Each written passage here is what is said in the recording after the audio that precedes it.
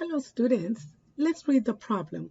And it says, the parent function f of x equals x was transformed to g of x equals 4 times x minus 5 minus 1. What are the effects for the transformation on the parent function? Okay, so we're looking for the effects, right, to the parent function.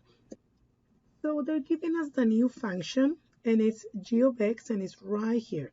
So the first thing that we're going to do is we're going to write it down, okay? So let's write down this, and then we're going to determine what are the changes that happened, right? Now, there's some rules that if you can memorize those rules, it will really help you out.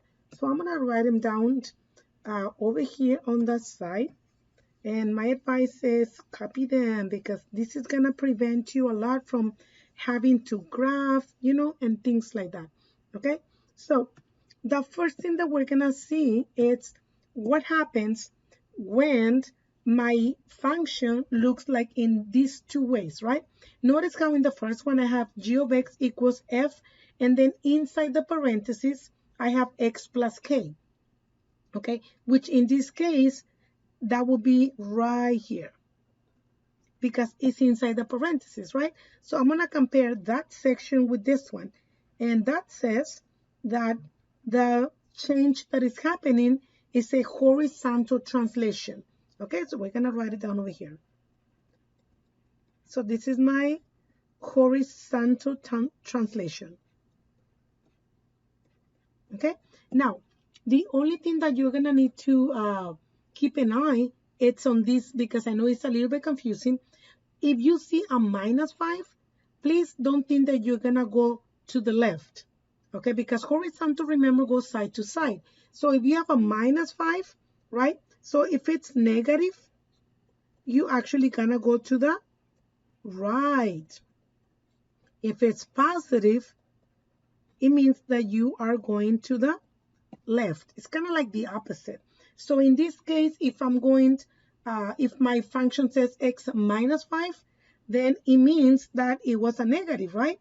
Therefore, we are going to go to the right, and it will be 5 units to the right. Okay, so that takes care of the horizontal translation.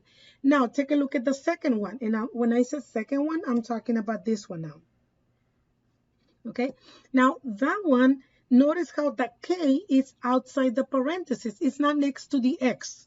Okay, so that will be a vertical translation. Okay, which is what we have right here.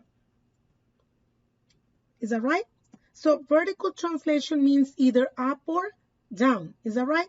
Since it's my number is a minus 1, then I'm gonna go 1 down because it's negative.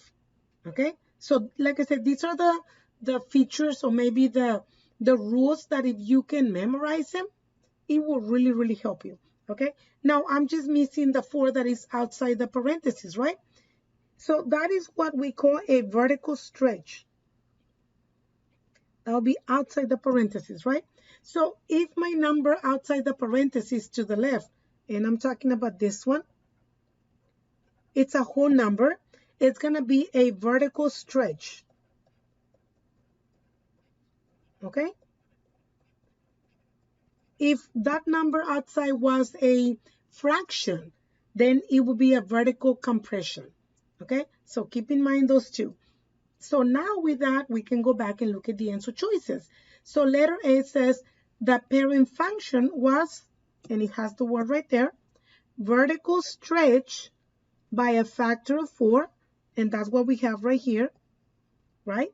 And then it says, and it translated 5 units to the right, and that's what we have right here, 5 to the right, and 1 unit down.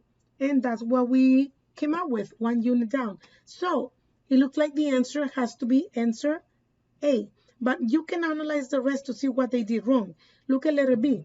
Letter B says the parent function was vertically stretched by a factor of 4, which is what we have. But then it says that it went 5 units to the left. And we know that it's not going to the left, it's going to the right. So that's not the answer.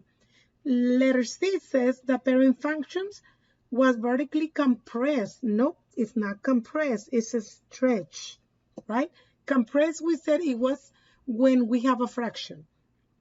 Letter D, the parent function was vertically stretched by a factor of 4, translated 1 unit to the right, and that's what is wrong with letter D, right?